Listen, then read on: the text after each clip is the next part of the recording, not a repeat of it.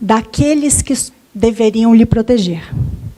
E essa criança, às vezes tem 5 anos, às vezes tem 10, às vezes ela tem 18, e ela está acreditando no futuro.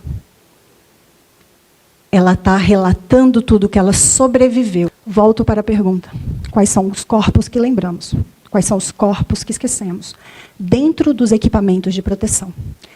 Educação é proteção. Saúde é proteção. Assistência social é proteção. Proteção não é só segurança pública.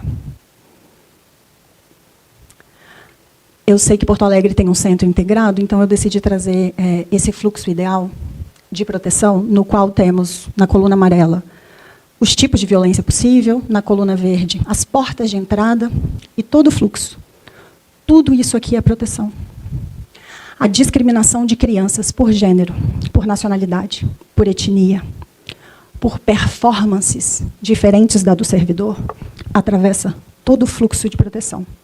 Desde o policial, que na hora de fazer o registro, vira para a pessoa adulta que está acompanhando a criança e fala assim, a gente tem um monte de caso que está aberto. E te dá o quantitativo, às vezes. Volta outro dia.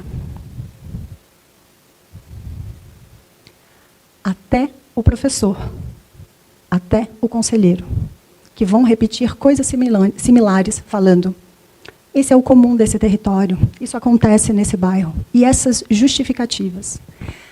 Pensar em política pública baseada em evidência, quase sempre é falar de números.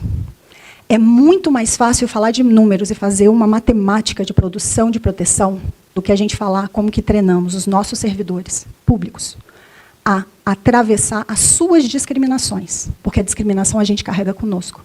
A discriminação que olha corpos e os qualifica, ela é interna. E apesar de discriminar, olhar e falar, aqui eu tenho um corpo protegido no território brasileiro, no qual eu tenho uma obrigação legal de agir. Esse corpo vai desde aquela criança que está em situação de rua, mendicando. Essa criança não é menos do que qualquer outra criança de um espaço dito de família estruturada que chega para registrar uma violência.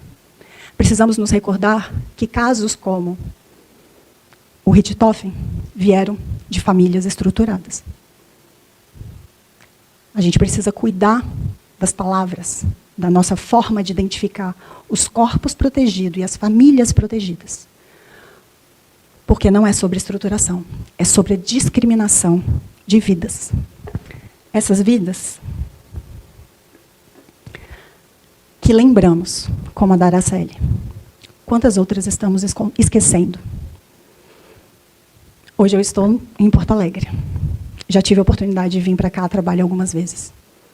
Já tive a oportunidade de trabalhar com a exploração sexual de crianças, a compreensão de como isso estava organizado no território. E quando meninos estavam em exploração sexual, apesar de 13, 12 anos, falava-se, ele é assim. Não, não se preocupa não, ele sabe o que faz. É verdade, né, gente? Um menino de 12 anos sabe o que faz. Eu estou sendo irônica. Mas eu estou trazendo isso para que, ao longo do dia, toda vez que virmos número, nos perguntarmos sobre os agentes atrás do número, que escolheram fazer o registro daquela ocorrência. E quais agentes viraram as costas, silenciaram, não fizeram registro. Trabalhar com proteção é um desafio constante.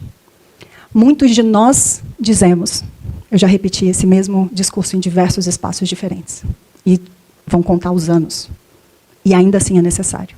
É por isso que esse seminário é necessário, é por isso que o debate é sempre necessário, os números também.